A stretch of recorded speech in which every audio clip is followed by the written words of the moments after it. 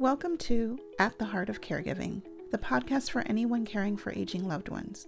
Whether you're a family caregiver, healthcare pro, or trusted referral partner, we're here to share tips, advice, and real stories to make caregiving less stressful and more rewarding. The voices you'll hear on this podcast are AI generated, but the content is genuine and made just for you. So let's jump in and celebrate the incredible role caregivers play in the lives of seniors. Now, our AI hosts will take it from here. Welcome back to the Heart of Caregiving. You know, it's Season 1, Episode 5, and March is National Reading Month. Yeah. So we thought, what better time to really dive into some fantastic books for caregivers and those supporting aging loved ones, right? Right. Perfect time to just curl up with a good book. Maybe find one that just shifts your perspective on this wild ride we call caregiving, you know? Yeah.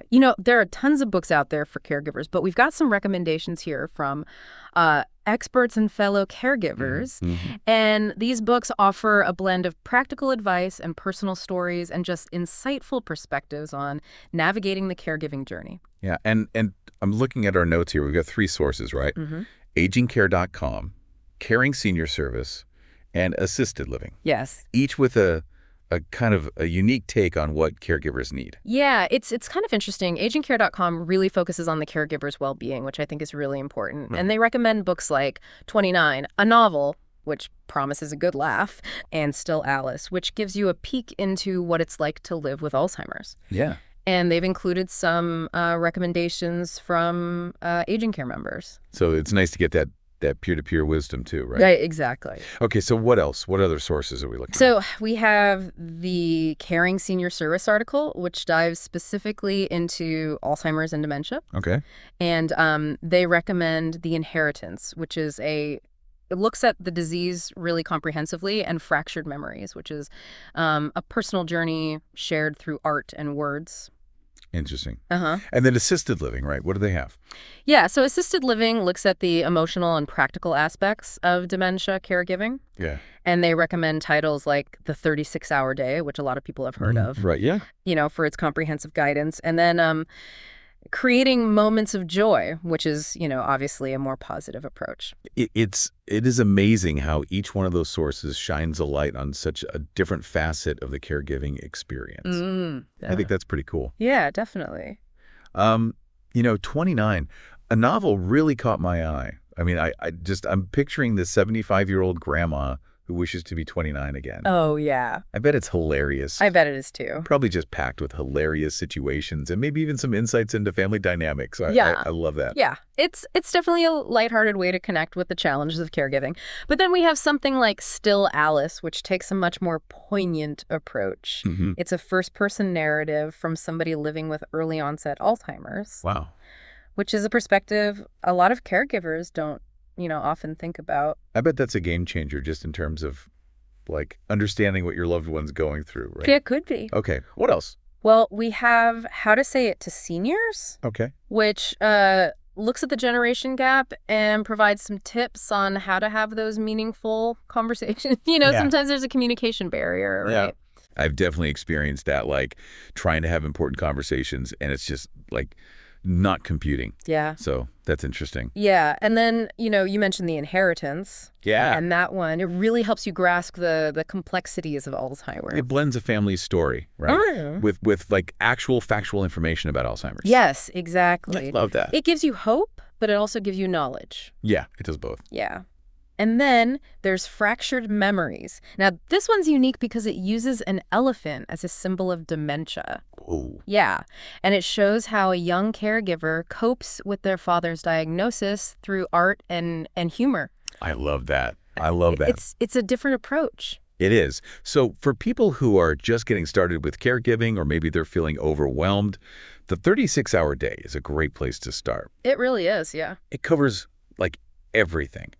Daily care tips, understanding the stages of dementia, finding support resources, and then, creating moments of joy. Yeah. I mean, that's a book that just reminds us that there's still, like, beauty to be found in caregiving, even though there's so many challenges. Yeah. It's about celebrating what remains. Yeah, and I really think that's important, Yeah. because we get so focused on what's being lost. Absolutely. Right.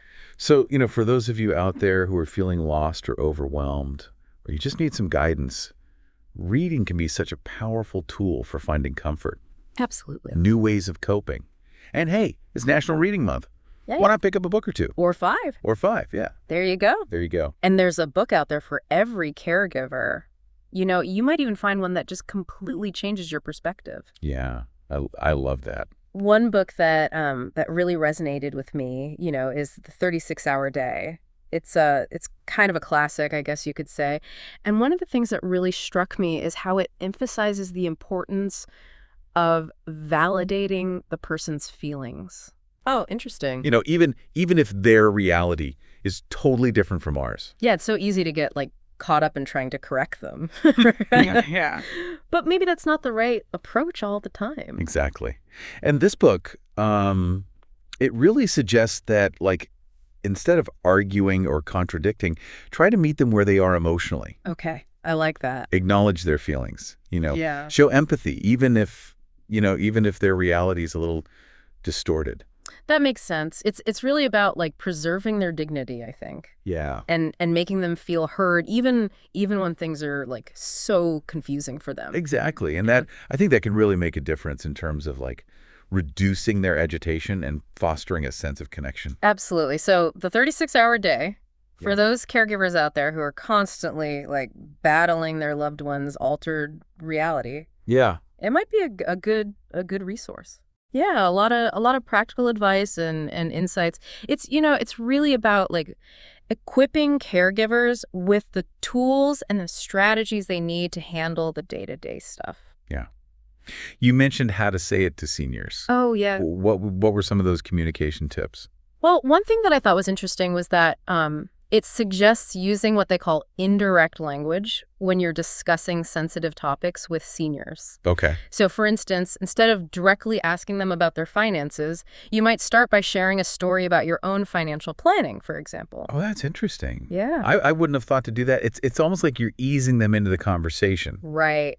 instead of hitting them over the head with these direct questions. Exactly. And they say that approach can make seniors feel more comfortable opening up and sharing their thoughts and feelings. That makes sense. It's about respecting their autonomy and giving them a sense of control. Yeah. And especially when you're dealing with those sensitive issues finances or healthcare decisions, you don't want them to feel attacked or pressured. No, not at all. It's about creating that safe space. Right. So for those caregivers out there who are struggling to have those tough conversations, Yeah. how to say it to seniors might be a good one to check out. It's like a decoder ring Yeah, exactly. for communicating with your aging loved one. I love that. And, it makes me think, too, about navigating those family dynamics Oh my gosh. Yeah. during caregiving. That's a whole other can of worms. It can be, yeah, because it's not always easy to get everybody on the same page. No, it's not. It's not. And you've got the sibling rivalries, and then you've got the different opinions about what care should look like, and everybody thinks they know best. Yeah, It's tough. it is. And that's where a book like The Inheritance can be so powerful, because it really shows how a family grapples with the reality of caring for two parents with Alzheimer's Wow. and all the things that come along with that.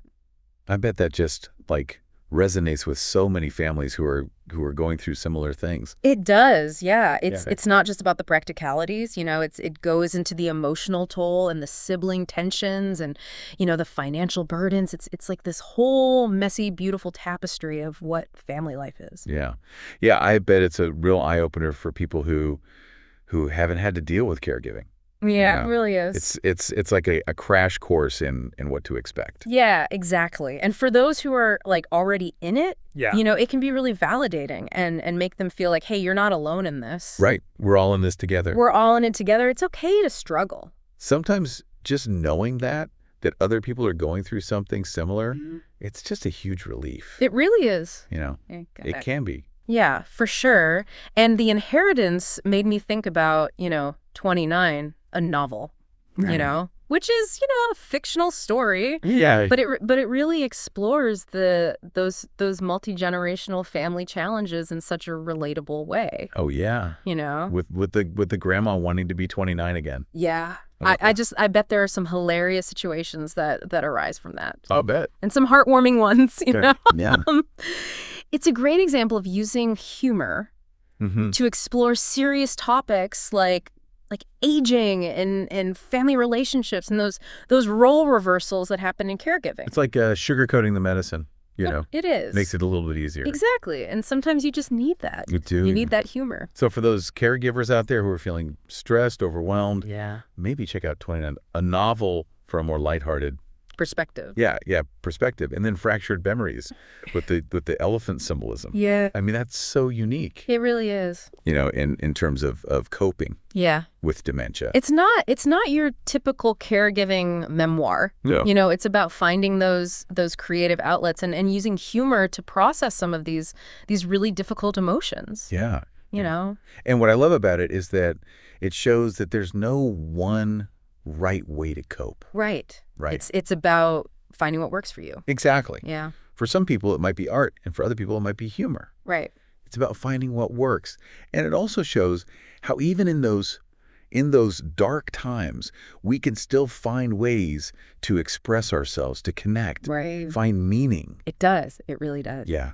And then creating moments of joy. Yeah, that's a good one. I mean, this book just seems all about finding those silver linings in the midst of caregiving. Right. Yes. It is. It really is. It's about shifting our perspective and focusing on the positive. Yeah. You know, celebrating that personhood of the individual with dementia rather than focusing solely on their decline. Yeah, that's such a good point. Yeah. It's so easy to just get caught up in the losses and the challenges. Yeah. That we forget to even acknowledge the moments of joy that are still there. And this book kind of gives you permission to do that. Yeah. You know, it encourages you to find those glimmers of happiness, whether it's a shared smile or a moment of connection or just a simple act of kindness. Yeah. I love that. It's really about recognizing that even in the midst of these really difficult circumstances, there's still beauty and there's still meaning to be found.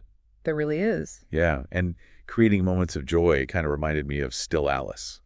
How interesting. So you see that, like how they both kind of... Yeah, well, I think Still Alice, while it is poignant and a realistic portrayal of Alzheimer's, it also highlights moments of love and resilience and even humor. Oh. Well. You know, and it shows how the main character, how she adapts to this changing reality and finds ways to cherish those moments she has with her loved ones. Yeah. It's a reminder that even with a devastating diagnosis, life can still be meaningful. It can be. So Still Alice, if you're looking for something that's both realistic and hopeful, and then creating moments of joy, if you need a little bit of inspiration and some practical tips. I agree. And, we've talked a lot about dementia caregiving. Yeah. But there are so many other aspects of caregiving that these books touch on.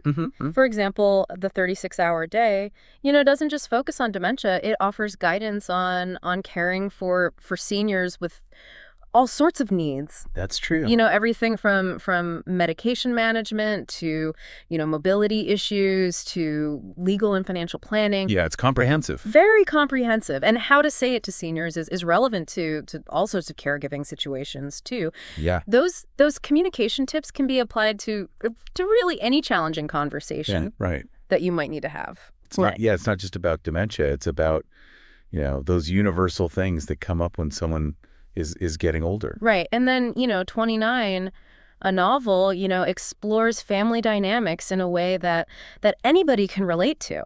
Yeah. Whether you're caring for aging parents or, grandparents, it's just a reminder that, it's not just about those tasks, but it's about navigating those really complex emotions. Yeah. And finding that new normal within the family. Yeah.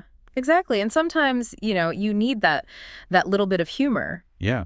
And lightheartedness. So these books, they might focus on different aspects of caregiving, but they all really share that common thread of offering support and guidance and just a fresh perspective. They do. For people who are on this journey. And, one aspect that I think is really important to touch on is self-care. Oh, absolutely. Because it's so easy to get so caught up in caring for our loved ones that we forget to take care of ourselves. That's so true. Caregiver burnout is a real thing. It is. It is. And Yeah. if we're not taking care of ourselves, we can't take care of anyone else. Exactly. And a lot of the books that we've talked about touch on this, Yeah. The 36-hour day has a whole chapter on coping with stress Okay. and finding support, and then, creating moments of joy really emphasizes that, we have to find those little bits of peace and happiness. It's so easy to feel guilty about taking time for yourself, but it's so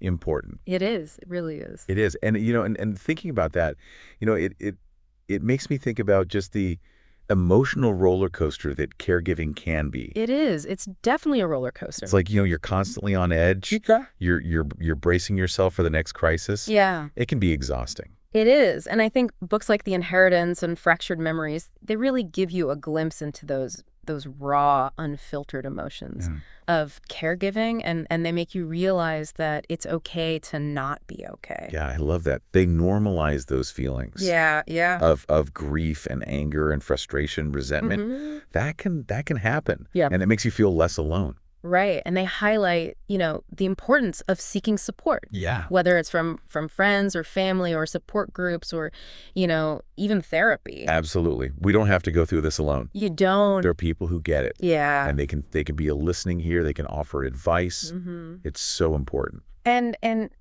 navigating the healthcare system can be a huge source of stress. Oh, yeah. Tell me about it. For caregivers, it's a complex system. It is. And it can be hard to advocate for your loved one's needs. It is. So I think it's really important to be organized, informed, assertive, keep track of those medical appointments, right? Medications, test results, any important information. Yeah. And don't be afraid to ask questions. No, absolutely not. Like it's your right to know. It is. To understand what's going on. It is. With your loved one's care.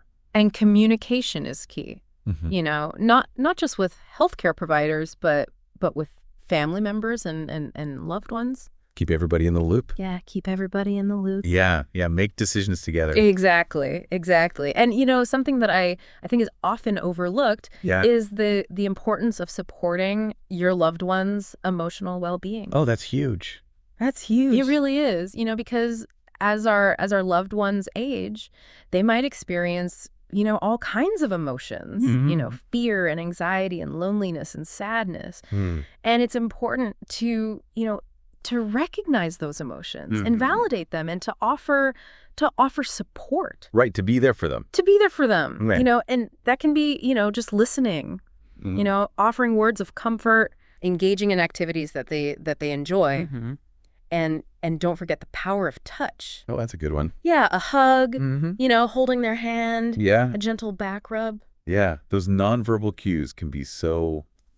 They can. Yeah. So powerful. They really can. And, when we talk about supporting emotional well-being, I think it's also important to help our aging loved ones find a sense of purpose. Yes, absolutely. And meaning in their lives. As they retire and they lose friends and family and they face those physical limitations. Right. It's important to find new ways to feel valued and engaged. Absolutely. Encourage them to pursue their passions. Yeah. Volunteer in their communities or share their wisdom. Right. With the younger generations. I love that. Yeah. It's like creating a new chapter. It is. It really is. For them. Yeah. And I think, one of the most important things we can do is to plan for the future. Oh, absolutely. It's not always easy to have conversations about long-term care. Right. End-of-life wishes, legal and financial arrangements. Right. But they're crucial. They are, and they're a gift. They are. To ourselves and to our loved ones. Yeah. Yeah, they give you peace of mind. Yeah. And it can prevent potential conflicts down the road. Yeah, absolutely. And to that point, thinking about, creating a more supportive environment for our aging loved ones, we have to adapt their homes as well. Yeah, their homes might need some modifications as they age, to make sure that they're safe and comfortable. Exactly. And independent. It might be as simple as removing a rug that's a tripping hazard. Or it might be something bigger like installing grab bars or widening doorways. Exactly. It's all about assessing that home environment and making those changes that promote, accessibility and reduce reduce falls and accidents. Yeah, I think technology plays a big role in that as well these days. It does. It does. There are so many assistive devices and technologies available. Things like medication reminders, fall detectors, smart home systems. Right. That can really make a difference in terms of their safety and their independence. Yeah. And it gives caregivers a sense of peace of mind, too, It really does. knowing that they have that extra support. Yeah, it's like having a virtual caregiver. Yeah, exactly. It's always there. Always there, always on call. And, finding that balance, providing care, maintaining your own life, that's a big challenge for caregivers. It is. It's really hard to find that balance, It's so easy to get just swallowed up by caregiving. You can. That you lose yourself. You do. And that's where self-care becomes so important. Yeah. It's about carving out that time for yourself, pursuing your own interests. Yeah. Staying connected with friends and family. Remember that you're a human. Yeah. With needs and wants. Exactly. And, finding that balance can be extra challenging when you're dealing with some of the more difficult behaviors. Oh, yeah. Yeah, as our loved ones get older, they may have changes in their behavior that are really stressful. And those behaviors can be caused by all kinds of things, medical conditions, medications, cognitive decline. Yeah. So, I think the key is to try to figure out what's causing those behaviors and develop some strategies for dealing with them in a compassionate way. In an effective way, yeah. Yeah. Yeah. And one of the most important things to remember is that your loved one's not trying to be difficult. That's a good point. They're trying to communicate something. Yeah. Their needs. Yeah, it's about shifting that perspective. Exactly. From frustration Yeah. to empathy. Right. Right. And don't be afraid to seek out some extra support if you need it. Talk to their healthcare provider, a social worker, a local support group. Yeah, those resources can be invaluable. They can. Especially when you're feeling overwhelmed. And, just dealing with the healthcare system in general. Oh, my gosh, yes. Can be a huge stressor for caregivers. So confusing. It's a confusing system. And I think it's so important to be organized, to be informed, to be assertive, keep good records. Yeah. Keep track of appointments and medications and all that stuff. And ask questions. Don't be afraid to. Ask questions. Yeah. Don't be afraid to. And communicate. Yeah. Not just with the healthcare providers, but with your family and loved ones. Absolutely. Keep everybody on the same page. Yeah. And I think we also need to remember that caregiving is not just about taking care of their physical needs, but their emotional needs as well. Oh, absolutely. Because as our loved ones age, they experience a whole range of emotions. Yeah. It's scary. It can be scary. Yeah. And it's important to recognize those emotions and validate them and offer support. Right. Just be there. Be there. Be present. Listen, offer words of comfort. Yeah. Engage in activities that they enjoy. Right. And, again, don't forget the power of touch. Yeah. A hug, a handhold, a gentle back rub. Yeah, those little things can mean so much. They can. It's so powerful. They really are. And we're talking about supporting their emotional well-being. I think we also need to help our aging loved ones find, a sense of purpose and meaning in their lives. Because as we age, we retire and we lose friends and family and we face physical limitations, But a loss. It is. It is. So it's important to help them find new ways to feel valued and engaged. Yeah. Yeah. Encourage them to pursue their passions. Volunteer in their communities, share their wisdom. I love that. Yeah. With younger generations. Yeah, it's about helping them create a new chapter. It is. It really is. And one of the most important things we could do is plan for the future. Yes. Right? Yes, it is. Have those conversations that maybe are hard to have. Yeah. About long-term care and end of life. Wishes and legal and financial arrangements. They're not easy conversations to have. No, but they're so important. But they are.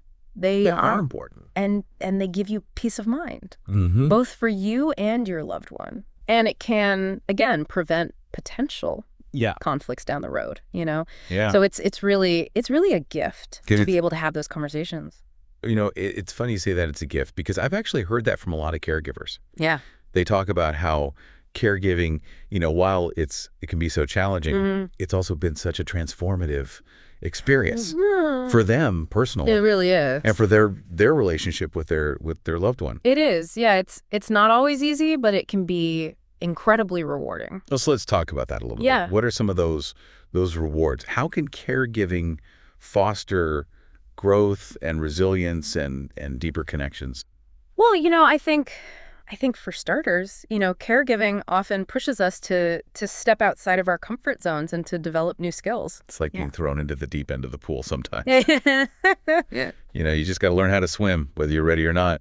Yeah, that's a great analogy. Yeah.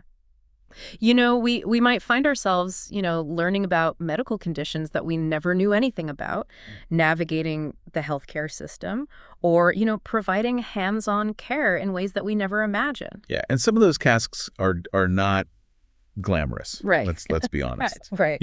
Changing adult diapers, anybody. Exactly. Not always fun. But even those less than glamorous tasks can be empowering in a way, you're stepping up, you're doing what needs to be done, and you're proving to yourself that you're capable of more than you thought. Yeah, you're tapping into these hidden reserves of strength and resilience. Yeah, absolutely. That you didn't even know you had. Yeah. And those experiences, I think they also foster a deeper sense of compassion and empathy. Yeah. When you're really seeing the world through your loved one's eyes, you gain this whole new understanding of what it means to be human. That's a beautiful way to put it. Yeah. And, beyond the personal growth, I think caregiving can also strengthen our relationships with our loved ones. It can, yeah. It can, it might sound counterintuitive because, let's face it, caregiving can be stressful. Yeah. But those shared experiences, those moments of vulnerability and intimacy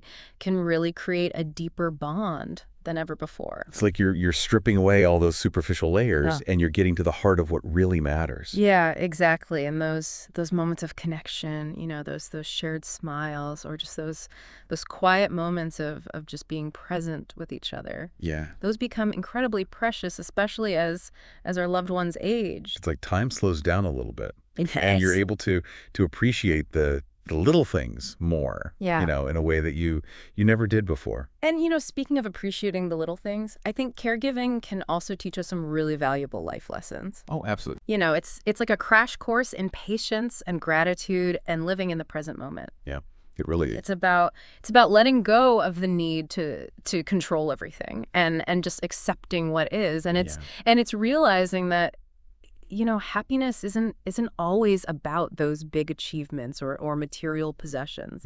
It's about finding joy in the everyday moments. Right. And those are all really profound lessons that I think can enrich our lives in countless ways. So while caregiving might not be a journey that we would have chosen for ourselves, it's one that can really transform us. Yeah. In ways we never expected. It can teach us about love and compassion and resilience and the true meaning of family. Well said. Well said. Yeah.